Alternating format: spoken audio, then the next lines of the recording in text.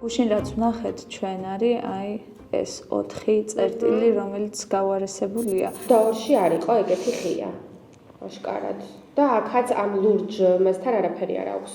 და რისკი არის მათ შორის აი ამ კენჭების ჩამოვარდნის, რასაც ეს რობერტო ნარდიც თავისუფლებაში წერდა და ეგ არის პრობლემა, რომ ჩვენ ახლა რაც უნდა ჩვენი თვალით ფოტოების გადაგებო, ამას ვერ აღვიქვამდით და ამიტომ გვჭირდება პერიოდული რაღაცა მუდმივი მონიტორინგი და გამოქვეყნება ხარისხიანი ფოტოების მკვლევრობის მხრიდან, ხო, თორემ ჩვენ ახლა ამას ვერ გავიგებთ. თან თუ გავიხსენებთ, რომ ახლა თოვლის პირობებში საკურთხეველი იყო, თოვლი იდოიდა და შესაძლებელია რომ წყალიც შესულიყო. თებერვლის მერე აუცილებელია, რომ უკვე რაღაცა ენახათ იქაური მდგომარეობა.